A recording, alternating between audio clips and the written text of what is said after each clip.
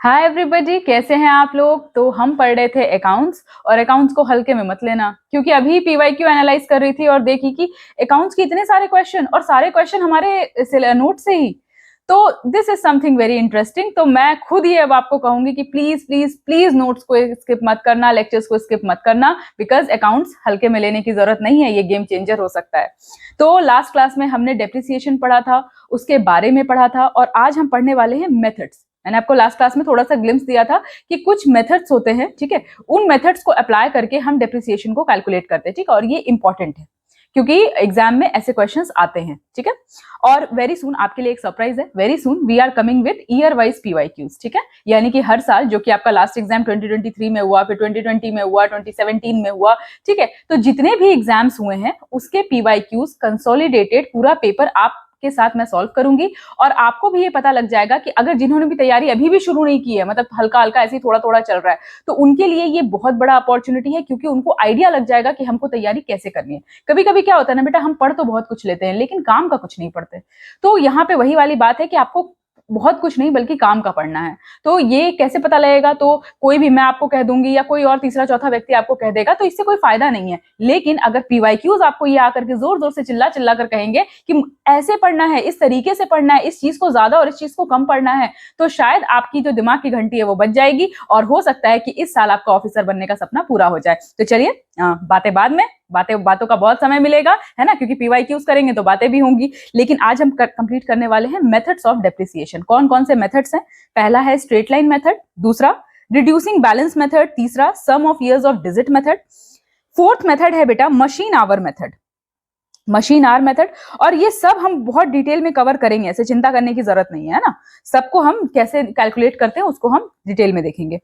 Fifth है हमारा production units method, production units method. और सिक्स में है, बहुत सारे बच्चे हैं बेटा जो कि मतलब पढ़ नहीं रहे बहुत ज्यादा, कि अरे इतना सारा पढ़ के क्या करेंगे। तो ये ध्यान में रखना बेटा कि सपना जो है ना वो लेवल 10 है, ठीक है, मतलब कहीं ना कहीं यूपीएससी सीएससी के कंपैरिजन का। और जब मेहनत उसके 10% भी नहीं करोगे तो सपना देखने का मतलब मुझे नहीं लगता है कि फिर सपने ही देखते रह जाओगे, फिर मुझे नहीं लगता है कि वो कभी रियल हो पाएगा, है ना। तो इसीलिए क्या है कि मेहनत उतनी, मतलब जो सपना देखा है ना उसी के इक्विवेलेंट ही आपको मेहनत करनी पड़ेगी।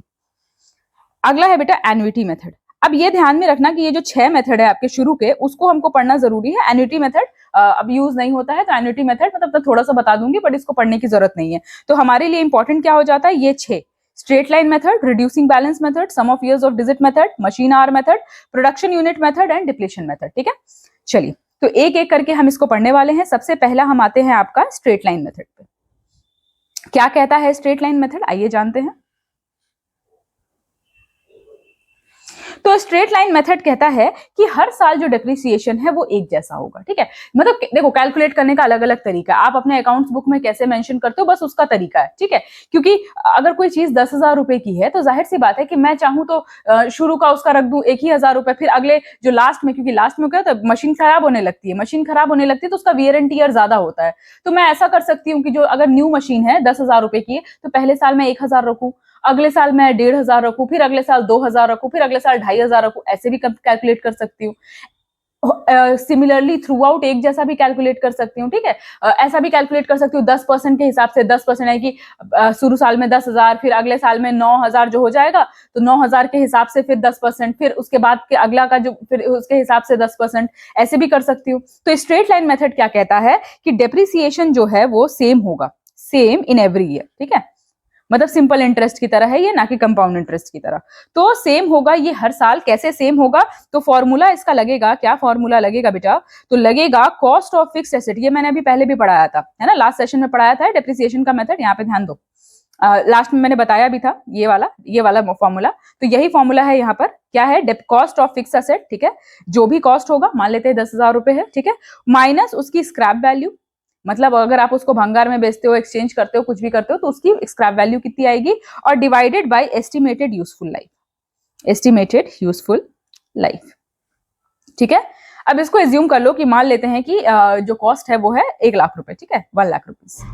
तो 1,00,000 माइनस, मान लेते हैं जब इसको बेचा तो इसमें आए 30,000 रुपए, ठीक है, भंगार वाले ने इसका 30,000 दिया, बहुत ज्यादा दे दिया पर 30,000 दिया, और इसकी एस्टिमेटेड लाइफ है 5 साल, ठीक है। तो मैं इसको कैलकुलेट करूंगी, कितना आएगा, 70,000 डिवाइडेड बाय 5 कितना हो जाएगा, काटो एक बार में, 4।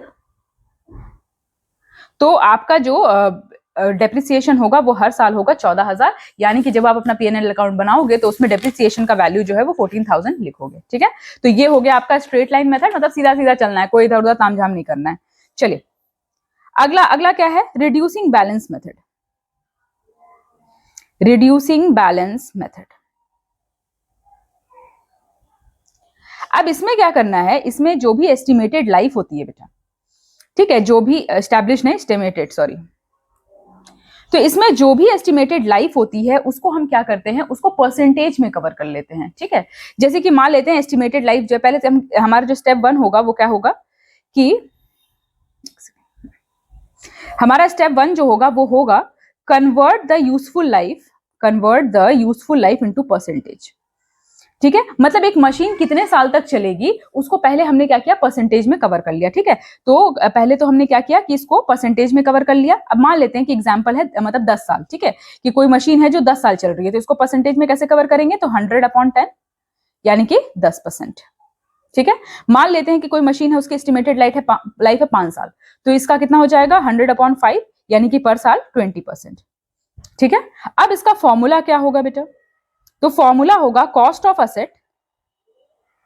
असेट इनटू 1/परसेंटेज ऑफ डेप्रिसिएशन। ठीक है, cost of asset divided by 1 into percentage of depreciation, ये इसका फॉर्मूला होगा। अब जब इसको लगाओगे, जब फॉर्मूला लगाओगे तो फर्स्ट ईयर का मान लेते हैं कि कोई मशीन है, मान लेते हैं कॉस्ट जो है, ये कॉस्ट ऑफ असेट जो है वो 1 लाख रुपीज है। ठीक है, 1 लाख रुपीज है। अब अगर मेरे को लगाना होगा फर्स्ट ईयर का, ठीक है, फर्स्ट ईयर का जब लगाऊंगी मैं तो कैसे लगाऊंगी, क्या है फॉर्मूला, कॉस्ट ऑफ असेट यानी कि मैंने लिखा 1 लाख रुपए इनटू 1/डेप्रिसिएशन परसेंट, यानी कि मान लेते 10 साल चलेगा। ठीक है, मान लिया 10 साल चलेगा, तो 1 इंटू डेप्रिसिएशन परसेंट कितना हो जाएगा 10%, यानी कि ये 1 0 से 1 0 कट गया, यानी कि कितना हो जाएगा बेटा 10,000 रुपए। ठीक है, ये हो गया आपका फर्स्ट ईयर का। देखो इसमें डेप्रिसिएशन थ्रू आउट सेम नहीं रहेगा। ठीक है, इसीलिए जिस मेथड से आपसे एग्जाम में पूछा जाएगा उसी मेथड से आपको अप्लाई करना है, क्योंकि यहाँ पे ये वाला रोल नहीं है कि जो हम लोग जर्नल बनाने में करते थे ना, कि चाहे आप ट्रेडिशनल मेथड लगाओ चाहे आप मॉडर्न मेथड लगाओ, बात सेम ही है ना, आंसर सेम ही आना है। नहीं, इसमें जब भी आप कोई भी नया मेथड लगाओगे तो उसमें जो वैल्यू है वो अलग आएगी। ठीक है, तो ये हो गया आपका फर्स्ट ईयर का डेप्रिसिएशन। अब आते हैं सेकंड ईयर के डेप्रिसिएशन में। अब सेकंड ईयर में आपको जो कॉस्ट ऑफ असेट लगाना है वो आपको इनिशियल कॉस्ट नहीं लगाना है। अब ये जब 10,000 डेप्रिसिएशन हो गया तो अब कॉस्ट कितना बचा, अब कॉस्ट बचा कि मतलब 1 लाख, जो 1 लाख है उसमें से मैं 10,000 माइनस कर दूंगी, यानी कि अब ये कितना हो जाएगा 90,000 हो जाएगा, यानी कि अब जो कॉस्ट है वो कैसा कितना बच गया 90,000 बच गया। तो अब फिर से फॉर्मूला लगाओ, क्या है, कॉस्ट ऑफ असेट यानी कि 90,000 इनटू 1/डेप्रिसिएशन परसेंट, डेप्रिसिएशन परसेंट कितना है 10% है, तो 10, यानी कि अब ये कॉस्ट, अब ये डेप्रिसिएशन कितना हो गया सेकंड ईयर में, ये हो गया 9,000 रुपीज। ठीक है, अब फिर से मुझे कॉस्ट निकालना होगा तो मैं क्या करूंगी, 90,000 में से 9,000 माइनस करूंगी, और अब मेरा जो वैल्यू है प्रोडक्ट का वो 81,000 हो चुका है। ठीक है, अब जब थर्ड ईयर निकालना होगा तो I will take 81,000 as cost. समझ में आ रही है बात, ठीक है, थोड़ा सा मैथमेटिकल है लेकिन ये एग्जाम पर्सपेक्टिव से इंपॉर्टेंट है। ठीक है, तो हमने 2 मेथड पढ़ लिए आपके, कौन कौन से मेथड पढ़े, पहला तो था आपका स्ट्रेट लाइन मेथड जो कि बहुत सिंपल था, हर साल बराबर का। ठीक है, दूसरा मेथड है हमारा रिड्यूसिंग बैलेंस मेथड, ठीक है, जिसमें कि हर साल जो है ये चेंज हो जाता है।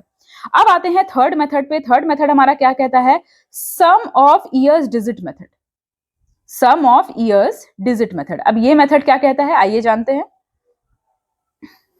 ठीक है, चलो, तो इसमें कह रहा है कि मतलब मान लेते हैं कि ये जो आपका कॉस्ट है, मान लेते हैं किसी प्रोडक्ट का कॉस्ट जो है वो 10,000 रुपए, ठीक है, कितना है 10,000 रुपए, और उसकी स्क्रैप वैल्यू जो है वो 2,000 रुपए है। ये भी मान लो कि स्क्रैप वैल्यू जो है वो कितनी है 2,000 रुपए।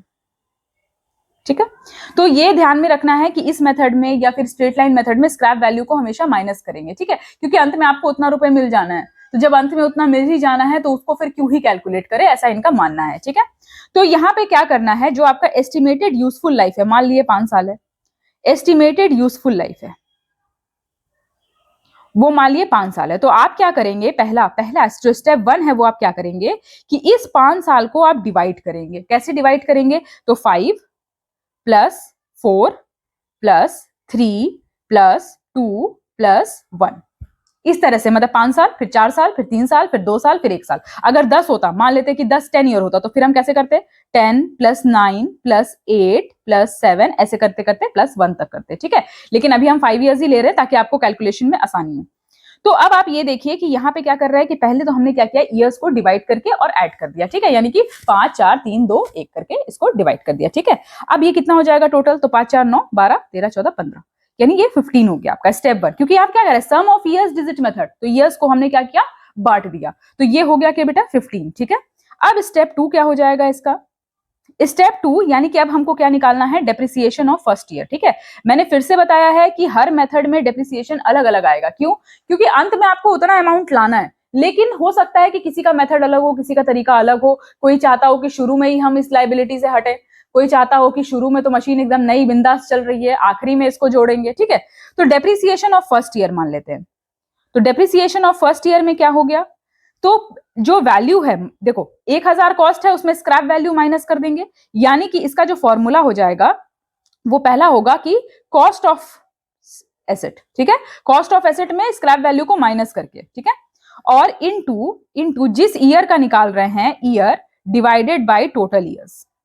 टोटल ईयर्स मतलब कौन सा वाला? ये वाला टोटल ईयर्स, ठीक है। तो चलो यहां ध्यान दो, कॉस्ट ऑफ एसेट कितना हो जाएगा बेटा? 10,000 में से 2,000 माइनस कर देंगे, यानी कि 8,000 हो जाएगा। 8,000 ईयर, कौन से ईयर का निकाल रहे हैं हम? पहले 5वें साल का निकाल, मतलब फर्स्ट ईयर का निकाल रहे हैं ना, ऐसे ही ना, 5 है, फिर 4 है, फिर 3 है, फिर 2 है, फिर 1 है, तो अभी 5 साल बचे हुए हैं, तो 5 और डिवाइडेड बाय टोटल ईयर्स कितना है? 15 है, ठीक है। तो ये हो जाएगा आपका डेप्रिसिएशन ऑफ फर्स्ट ईयर, ठीक है। कैलकुलेट करना थोड़ा सा डिफिकल्ट है, तो मैं इसको कैलकुलेट करके आपको बता देती हूँ। 2 20 हो गया, 6 का 18 26, सॉरी 266.66 हो जाएगा कुछ, ठीक है। तो ये क्या है आपका कि पहले साल का डेप्रिसिएशन हो जाएगा। फिर इसी तरह से दूसरे साल का जब निकालना होगा तो यहाँ पे ईयर में 5 की जगह 4 कर दीजिएगा। तीसरे साल का निकालना होगा, जैसे कि मान लेते हैं स्टेप, आपको डेप्रिसिएशन ऑफ सेकेंड ईयर निकालना है, डेप्रिसिएशन ऑफ सेकेंड ईयर निकालना है। तो जब सेकेंड ईयर निकालोगे बेटा, तो यहाँ पे क्या करोगे कि कॉस्ट ऑफ एसेट यानी कि 8,000 और इंटू 4/15 कर दोगे, ये 5/15 की जगह 4/15 हो जाएगा, ठीक है।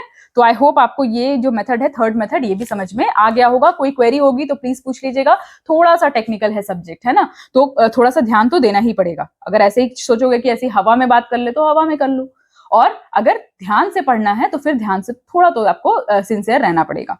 चलिए फोर्थ मेथड आते हैं। फोर्थ मेथड क्या है? मशीन आवर मेथड है। क्या है ये मशीन आवर मेथड? चलिए जानते हैं। नाम से ही पता चल रहा है बेटा कि मशीन आवर की बात हो रही है, मशीन की बात हो रही है, ठीक है, कितने घंटे मशीन चल रही है। तो सबसे पहले स्टेप 1 होगा हमारा, वो क्या होगा? वो होगा number of hours a machine can work. पहले हमको ये एस्टिमेट निकालना है, क्योंकि देखो अब यहाँ पे कौन सी थ्योरी लग रही है? वो ये लग रही है कि अगर आप मोबाइल है आपके पास हाथ में, ठीक है, अब कुछ लोग मोबाइल का बहुत हैवी यूज करते हैं, मतलब दिन में 10 घंटे चला रहे हैं, और कुछ लोग हैं जो 2 ही घंटे चला रहे हैं, तो क्या दोनों एक जैसा डेप्रिसिएशन कैलकुलेट करें? क्योंकि एक व्यक्ति, कोई मशीन है जो दिन में 20-20 घंटे चल रही है, और कोई मशीन है जो दिन में सिर्फ 1 घंटे चल रही है, तो क्या दोनों का डेप्रिसिएशन एक जैसा कैलकुलेट करना चाहिए, क्योंकि सेम नेचर ऑफ मशीन है। तो यहीं पे इसी थ्योरी को एड्रेस करते हुए कहा गया कि नहीं, हम जो कैलकुलेशन करेंगे वो हम ईयर वाइज नहीं करेंगे, बल्कि हम आवर वाइज करेंगे, कि कौन कितना यूज कर रहा है। जो ज्यादा यूज करेगा उसका जल्दी खत्म हो जाएगा मशीन, जो कम यूज करेगा उसका हो सकता है लंबा चले, ठीक है।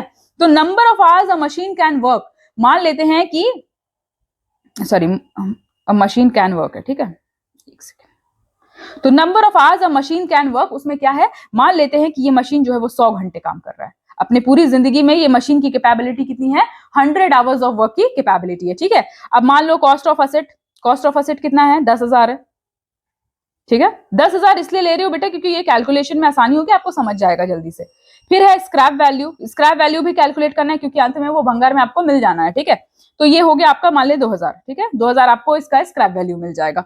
अब क्या करना है, मान लिया ऐसा एज्यूम, पहले अब स्टेप 2 क्या करना है, हमको ये जानना है कि किस साल में कितना काम कर रहा है ये मशीन। फॉर एग्जाम्पल कि ये फर्स्ट ईयर में कितना काम कर रहा है? 50 घंटे काम कर रहा है। कितना? 50 घंटे। तो इसका डेप्रिसिएशन कैसे कैलकुलेट होगा? डेप्रिसिएशन कैलकुलेट होगा कॉस्ट ऑफ एसेट अब इसमें स्क्रैप वैल्यू माइनस करके cost of asset into hours, first year में कितना काम करेगा upon total number of hours, total hours. ठीक है, अब ये इसको देखो, इसको निकालते हैं आंसर इसका। तो कॉस्ट ऑफ असेट है, कॉस्ट ऑफ असेट कितना हो जाएगा 10,000 माइनस 2,000 यानी कि 8,000, है ना। अब ये नहीं बोलना कि मैम ये 8,000 कहां से आ गया, क्योंकि इसमें से इसको माइनस किया, स्क्रैप वैल्यू हमेशा माइनस करते हैं। इनटू फर्स्ट ईयर में कितना काम कर रहा है 50 आवर्स, और टोटल कितने घंटे काम करने की कैपेसिटी है इसकी 100 घंटे काम करने की कैपेसिटी है ना। तो ये हमारा हो गया 4,000, यानी कि जो हमारा फर्स्ट ईयर का जो डेप्रिसिएशन होगा वो होगा ₹4,000। ठीक है, अब मान लेते हैं, ऐसा एज्यूम कर लेते हैं कि सेकंड ईयर में ये जो डेप्रिसिएशन, सेकंड ईयर में ये जो आवर्स है वो हो जाएंगे 20 आवर, यानी 20 ही घंटे काम कर रहा है ये। ठीक है, तो अब इसको कैसे कैलकुलेट करेंगे, तो हमारा कितना हो गया 8,000 इंटू 20/100। ठीक है, कट गया।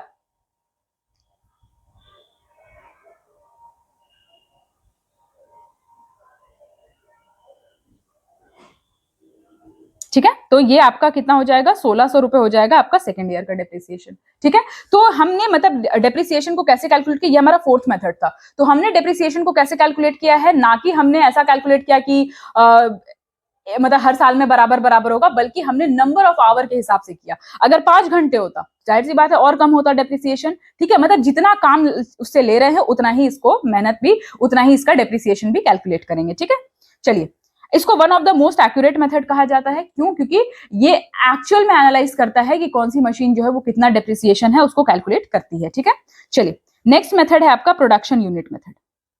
बहुत हेक्टिक हो गया ना, कोई बात नहीं, पढ़ना तो है ही। बात ये है ना बेटा, आज के जमाने में मतलब जो आज का वो चल रहा है, जहाँ पे कंटेंट इतना ज्यादा है, पर रियल कंटेंट मतलब जो जेन्युइन कंटेंट होता है वो बहुत डिफिकल्ट होता है। मतलब जो जेन्युइन सिलेबस कवरेज है वो बहुत डिफिकल्ट है। तो टाइम लगे पर वो टाइम वेस्ट नहीं होना चाहिए। पता चला कि हम 1 घंटे के चक्कर में, कि भाई 1 घंटे में, ऐसा मैंने बहुत सारे ऐसे देखे हैं कि सेशंस होते हैं जिसमें कहा जाता है कि 1 घंटे में पूरा अकाउंट्स खल्लास। बेटा अकाउंट्स अगर 1 घंटे में खल्लास होता ना, तो 5 घंटे में पूरा सिलेबस खल्लास हो जाता और 5 घंटे में आप ईपीएफओ ऑफिसर बन जाते। पर ऐसा होता है क्या? फिर तो वो जो व्यक्ति है जो 50 घंटे और 100 घंटे का पूरा उसने पढ़ाई करी है, वो व्यक्ति सबसे बड़ा गधा ही हुआ, क्योंकि उसने तो भाई आपने जो कारनामा 5 घंटे में करके दिखा दिया, वो उस व्यक्ति को 5 महीने लग गए करने में। तो वो तो बेवकूफ हो गया, और उस बेवकूफ बच्चे का ईपीएफओ और या कोई भी एग्जाम जो है वो निकल गया, वो ऑफिसर बन गया। और आप समझदार के समझदार बने रहे, क्योंकि एग्जाम ने भी आपसे कहा कि अपनी समझदारी अगले साल फिर से दिखाना, फिर से लोगों के लिए मोटिवेशन बनना। तो बेटा वो काम नहीं करना है ना, अपने को वो काम नहीं करना है, अपने को वो 1 घंटे में खल्लास नहीं करना है। अपने को लंबा सिलेबस करना है, लेकिन डिटेल्ड करना है कि एक भी सवाल छूटे ना। आप अपने में कॉन्फिडेंट रहे कि हाँ भाई ये सवाल हम कर सकते हैं। ठीक है, चलो प्रोडक्शन यूनिट मेथड आते हैं। तो इसमें भी मान लेते हैं कॉस्ट ऑफ एसेट हमारा, चलो इसमें थोड़ा बड़ा करते हैं। ठीक है, लेट्स डू इट, थोड़ा वैल्यू बड़ी लेते हैं। तो मान लेते हैं कि जो प्रोडक्शन है वो आपकी 2,000 मतलब 2 लाख रुपए की जो कॉस्ट है एसेट की। ठीक है, 2 लाख रुपए की कॉस्ट है। अब इसमें जो स्क्रैप वैल्यू मिलेगा वो 10% मान लो, तो 20,000 इसका स्क्रैप वैल्यू है। ठीक है, तो कॉस्ट ऑफ एसेट आपका 2 लाख का हो गया, जिसमें स्क्रैप वैल्यू हो गई 20,000 की, यानी कि जो कॉस्ट हम कैलकुलेट करेंगे वो करेंगे 1,80,000। ठीक है, अब इसमें हमको क्या करना है, देखो नाम से ही पता चल रहा है प्रोडक्शन यूनिट मेथड, यानी कि कितना प्रोडक्शन हुआ उस पे बेस्ड है। ठीक है, इसमें क्या था, नंबर ऑफ आवर्स पे बेस्ड था पिछले वाले में, और इसमें है प्रोडक्शन कितना हुआ उस पे बेस्ड है। तो कितना प्रोडक्शन हुआ, तो ऐसा एज्यूम कर लो कि प्रोडक्शन जो है, मान लिया आप बिस्किट का पैकेट बना रहे थे, तो प्रोडक्शन जो है, टोटल प्रोडक्शन है वो हुआ 1,50,000 पैकेट। इस मशीन को जब हमने चलाया तो हमारा कितना हुआ, 1,50,000 पैकेट जो है वो पूरी जिंदगी में इस मशीन ने बनाया बिस्किट का। ठीक है, अब इसमें कैलकुलेट ये करना है हमको कि फर्स्ट ईयर का कितना प्रोडक्शन, जैसे उसमें वर्किंग आवर देखते थे ना कि फर्स्ट ईयर में कितना काम किया, इसमें प्रोडक्शन देख रहे हैं। तो मान लेते हैं कि फर्स्ट ईयर में जो है वो आपका 30,000 पैकेट बना बिस्किट का। ठीक है, फर्स्ट ईयर में। तो मेरे को डेप्रिसिएशन निकालना होगा, तो मैं क्या लिखूंगी, depreciation of first year equal depreciation of first year. Depreciation of first year क्या हो जाएगा बेटा, 1,80,000, 1,80,000, यानी कि 1,80,000 क्यों किया, क्योंकि 20,000, 2 लाख में से हमने 20,000 को माइनस कर दिया है ना। तो 1,80,000 इंटू फर्स्ट ईयर में कितना है आपका, कैलकुलेटर आपने कैलकुलेट किया कितना आपका प्रोडक्शन हो रहा है, तो 30,000 हो रहा है, 30,000 हो रहा है। और टोटल प्रोडक्शन कितना था, 1,50,000 था, 1,50,000 था। ठीक है, तो अब काटो, 5 से इसको काटो, 3 टाइम्स 15, 6। ठीक है, तो ये आपका कितना हो गया, 36,000 रुपए आपका फर्स्ट का डेप्रिसिएशन फर्स्ट ईयर का हो गया। ठीक है, अब अगर आपको सेकेंड ईयर का डेप्रिसिएशन निकालना होगा तो क्या लिखूंगी मैं, डेप्रिसिएशन ऑफ सेकेंड ईयर। अब सेकेंड ईयर का जब डेप्रिसिएशन निकालेंगे तो पहले ये जानना पड़ेगा कि उसमें कितने आवर काम हुए, मतलब कितने यूनिट्स बने, आवर नहीं, आवर तो पहले वाला था, कितने यूनिट्स बने। तो मान लेते हैं कि सेकेंड ईयर में जो यूनिट्स हैं वो बने हैं आपके 15,000। ठीक है, कितने बने हैं, 15,000 यूनिट्स बने हैं। ठीक है, रुपीज नहीं, यूनिट्स, 15,000 यूनिट्स बने। अब यहाँ पे कैसे कैलकुलेट करेंगे, तो फिर से वही करेंगे, 1,80,000 इंटू 15,000 डिवाइडेड बाई 1.5 लाख। ठीक है, काट दो,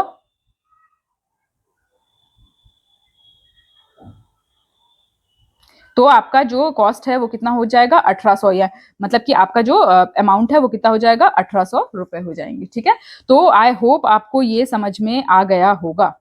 ये मुझे लगता है 3,600 है ना, 1,000 नहीं है, सॉरी।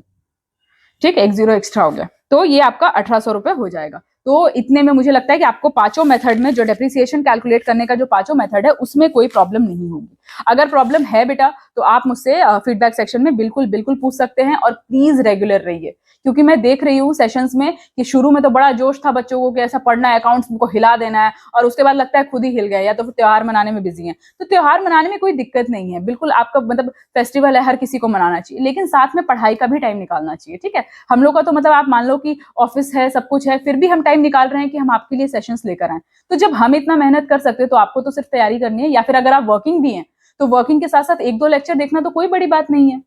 तो ये मुझे लगता है कि आपको करने की जरूरत है।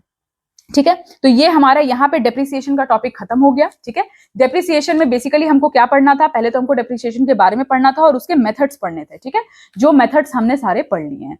तो अगर कोई इसमें कोई क्वेरी होती है, देखो हम उतना ही पढ़ रहे हैं जितना आपके एग्जाम पॉइंट ऑफ व्यू से रेलिवेंट है। अब ऐसे कहोगे तो डेप्रिसिएशन बहुत लंबा है। ठीक है, ऐसे तो मैं बीबीए तक का पढ़ा सकती हूँ क्योंकि मैंने खुद नहीं पढ़ा। तो अब लेकिन आपको बीबीए का एग्जाम थोड़ी देना, आपको एमबीए थोड़ी करना है। अभी आपको क्या करना है, यूपीएससी, ईपीएफओ, एपीएफसी का एग्जाम निकालना है, और उसके लिए इतना काफी है। ठीक है, चलो, तो अब हम अगला टॉपिक जो स्टार्ट करने वाले हैं वो है इन्वेंट्री। ठीक है, और जो मैंने टॉपिक वाली लिस्ट बनाई थी ना, जो आपको लिखवाई भी थी मैंने कि ये टॉपिक्स हम कवर करेंगे, तो वो टॉपिक वाली लिस्ट में ऐसा टिक टिक लगाते रहना है ना, ताकि आपको पता चलते रहे कि हमारा कोर्स जो है वो प्रॉपर्ली हो रहा है कि नहीं। और सेशंस भले कम है, मतलब सेशंस ये मुझे लगता है 8वां सेशन है, लेकिन एक अच्छा खासा टॉपिक का जो मतलब सिलेबस है ना वो हमने कवर कर लिया है। ठीक है, क्योंकि मुझे भी पता है कि बहुत सारी चीजों को बहुत कम करके आपको कैसे पहुंचाना है। तो ये हमने मतलब क्या कि एक अच्छा खासा सिलेबस जो है वो मैंने पढ़ लिया है। अगर मैं टॉपिक अभी देख लेती हूँ अपने लिस्ट में, तो what we have completed is, we have completed basic accounting terms, we have completed accounting principles, we have completed account classification and vouchers. ठीक है, हमने जर्नल, लेजर, ट्रायल बैलेंस पढ़ लिया, हमने subsidiary book including cash book भी पढ़ लिया है ना, अभी याद करो, पेटी कैश बुक्स और इम्प्रेस सिस्टम ये सब पढ़ाया था। उसके बाद हमने क्या कर पढ़ा है, हमने पढ़ा है आपका डेप्रिसिएशन पढ़ा है, और अब हम पढ़ने जा रहे हैं इन्वेंट्री और इंश्योरेंस पढ़ेंगे। तो अभी हम जो टॉपिक है अगला वो हम इन्वेंट्री शुरू करने वाले हैं। ठीक है, तो 5, 6, 7 टॉपिक्स हमारे जो है वो कवर हो गए हैं, और चिंता करने की जरूरत नहीं है। और बाकी के टॉपिक्स भी, क्योंकि देखो मेन कंटेंट फॉर्मेशन होता है जो मुझे करना होता है, तो वो तो मैंने कर लिया, अब आप तक डिलीवर करना है बस, और आपको ध्यान से पढ़ना है, उसको रिवाइज करना है बस, और कुछ नहीं करना है। चलिए, तो हमने इन्वेंट्री का मतलब क्या होता है, सबसे पहले ये जानो कि इन्वेंट्री होती क्या है। तो इन्वेंट्री होती है बेटा स्टॉक। कोई भी बिजनेस अगर कोई इंसान करता है तो वो कुछ सामान मंगवा के रखता है। ऐसा थोड़ी ना है कि जैसे ऑनलाइन बिजनेस में तो पर चलो फिर भी ठीक है कि आपने ऑर्डर दिया, 3-4 दिन बाद आपको डिलीवरी करनी है ना। लेकिन जो आपका ये होता है, इन्वेंट्रीज होती है, मतलब जो दुकानें होती है, जो नॉर्मल बिजनेस होते हैं, उसमें क्या करना पड़ता है, पहले सामान मंगवाना पड़ता है और उसके बाद फिर उसको सेल करना पड़ता है। पहले आप सामान मंगवा लोगे, फिर उसको सेल करोगे, तो यानी कि आपको स्टॉक रखना पड़ता है। तो उसी स्टॉक को हम कहते हैं इन्वेंट्री। ठीक है, कभी कभी क्या होता है कि आपने जो सामान मंगाया वो पूरा सेल हो जाता है, कभी कभी बहुत ज्यादा स्टॉक बच जाता है, तो देखो सेल वेल लगता है, स्टॉक क्लियरेंस सेल है ना, तो वो इन्वेंट्री को, स्टॉक को क्लियर करने के लिए लगता है। तो चलिए देखते हैं कि किसके किसके पास कितना कितना इन्वेंट्री है, और इसमें भी मेथड्स हैं बेटा, इसमें भी क्या है कि इन्वेंट्री को भी कैलकुलेट करने के मेथड्स हैं। ठीक है, इसीलिए मैं कह रही हूं कि अकाउंट्स विल गेट टेक्निकल। मतलब जब मैंने भी अकाउंट्स पढ़ा नहीं था ना, तो मुझे भी ऐसा लगता था कि अकाउंट्स में क्या ही है, जर्नल लेजर वही ट्रायल बैलेंस बनाना होता है और क्या ही टॉपिक होता है। लेकिन there are a lot of topics और मैथमेटिकल कैलकुलेशंस हैं। ठीक है, तो चलो जानते हैं इन्वेंट्री क्या है। तो इन्वेंट्री मतलब मैंने आपको बता दिया स्टॉक। अब क्या क्या स्टॉक बच सकता है, कॉमन सेंस लगाओ कि क्या क्या स्टॉक बच सकता है। तो एक मैन्युफैक्चरर के पर्सपेक्टिव से देखते हैं। सबसे पहले किसके पर्सपेक्टिव से देखते हैं, एक मैन्युफैक्चरर के पर्सपेक्टिव से देखते हैं कि एक मैन्युफैक्चरर का क्या क्या स्टॉक बच सकता है। तो एक मैन्युफैक्चरर जब सामान लाता है, मतलब जब उसको कुछ बनाना होता है, कोई प्रोडक्ट, मान ले बिस्किट ही बनाना है, ठीक है, या मान ले कार ही बनाना है, तो उसके लिए रॉ मटेरियल लाएगा।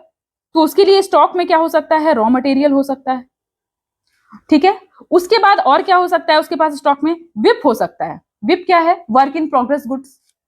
तो विप जो है वो आपका क्या है, वर्क इन प्रोग्रेस के जो गुड्स हैं, यानी कि मान ले कार की ही इंडस्ट्री है, कार की फैक्ट्री है, लेकिन वहां पे कार का पूरा ढांचा तो बन गया है, लेकिन उसमें सीटें वगैरह नहीं लगी हुई हैं, ठीक है, मशीन जो है वो प्रॉपरली अलाइंड नहीं है, यानी कि अभी काम उसमें बचा हुआ है, तो वैसे स्टॉक हो सकते हैं।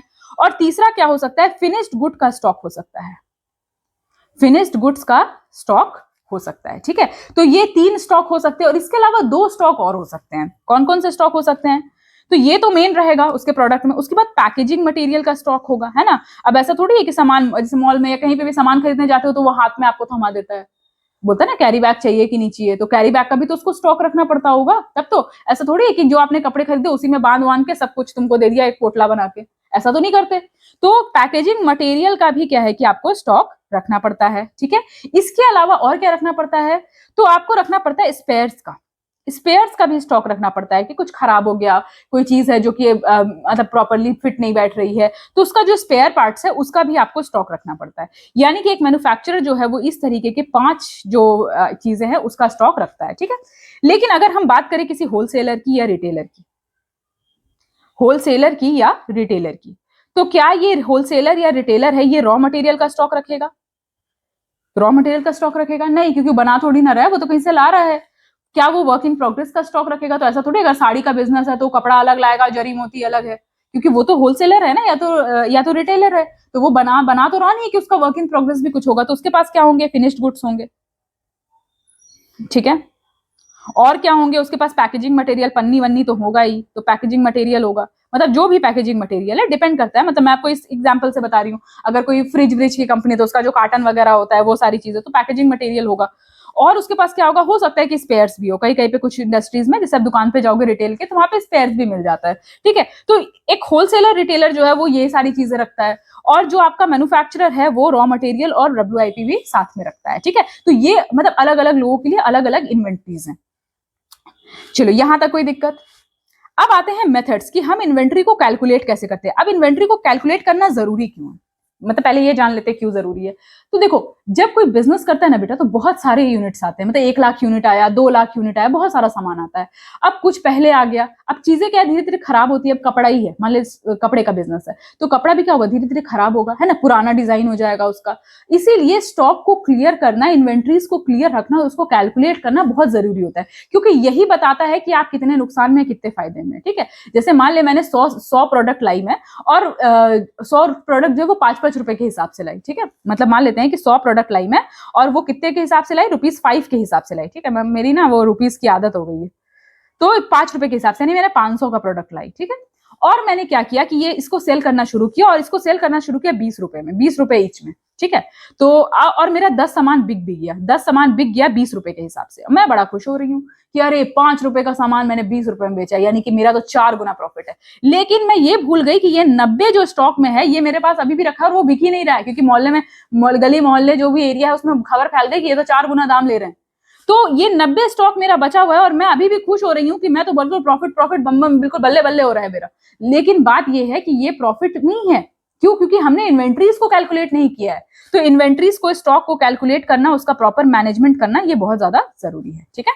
चलो अब आते हैं मेथड्स पे। मेथड्स, कौन कौन से मेथड्स होते हैं बेटा इन्वेंट्रीज को कैलकुलेट करने का। तो ये जो हमारा पहला मेथड है, आज सिर्फ नाम बताऊंगी। पहला मेथड है फीफो। फीफो मेथड, फीफो मतलब फर्स्ट इन फर्स्ट आउट। क्या होता है, कैसे होता है, ये हम आराम से पढ़ेंगे, चिंता करने की जरूरत बिल्कुल नहीं है ना, बस आप पढ़ते रहो बेटा। क्या बीच में थोड़ा सा गैप आ गया, आई डू अग्री कि बीच में गैप आ गया, क्योंकि फेस्टिवल था, वो हम मतलब हम लोग बहुत ज्यादा सेलिब्रेट करते हैं, ठीक है। तो और तबियत भी खराब थी, बट अब सेशंस रेगुलर आएंगे, मतलब मैं पूरी कोशिश करूंगी सेशन जो है वो रेगुलर आए, पर आपको भी रेगुलर रहना पड़ेगा। दूसरा मेथड है बेटा आपका लीफो। लीफो क्या है, लास्ट इन फर्स्ट आउट। ठीक है। और इसमें भी जैसे कि हमने डेप्रिसिएशन पढ़ा ना, सब में अलग अलग आता है, इसमें भी सब में अलग अलग है। तो ऐसा गलतफहमी मत रहना कि एक पढ़ लिया तो फिर कोई भी मेथड लगाओ बात तो एक ही है। वो एक्स की वैल्यू नहीं निकाल रहे हम कि उसमें तो कोई भी मेथड लगाओ, चाहे सब्स्टिट्यूशन लगाओ चाहे क्रॉस मल्टीप्लीकेशन लगाओ, एक ही बात है। तो यहाँ पे दूसरा मेथड है लीफो, और तीसरा है बेटा वेड एवरेज मेथड। वेड एवरेज मेथड, ठीक है। तो ये 3 मेथड है जिसको हमको अप्लाई करना है यहाँ पर, ठीक है।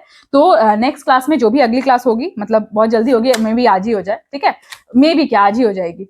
तो इसमें हम इसको पढ़ेंगे कि लीफो और फीफो और वेटेड एवरेज मेथड क्या होता है, ठीक है। उसके बाद इन्वेंट्री के बारे में हम क्वेश्चंस करेंगे थोड़े से, and then will come with bill of exchange, ठीक है। तो आई होप आपको इसमें कोई यहाँ तक जहां तक हमने पढ़ा है उसमें कोई प्रॉब्लम नहीं है सच। अगर प्रॉब्लम है तो हमें फीडबैक सेक्शन में लिख दीजिए, ठीक है। और अगर आप हमसे कनेक्ट करना चाहते हैं, कोई भी प्रॉब्लम शेयर करना चाहते हैं, तो हमारी मेल आईडी भी चैनल डिस्क्रिप्शन पे लिखी हुई है, आप वहां पे हमें पर्सनली मेल भी कर सकते हैं। और अगर आपको ये सेशन अच्छा लग रहा है, हमारे एफर्ट्स अच्छे लग रहे हैं, तो आप हमें एक प्यारा सा मैसेज तो भेज ही सकते हैं। सो अपने फीडबैक सेक्शन में आप अपना प्यारा सा एप्रिसिएशन भेज दीजिए। तो चलिए मिलते हैं अगले सेशन में, टिल देन बाय बाय।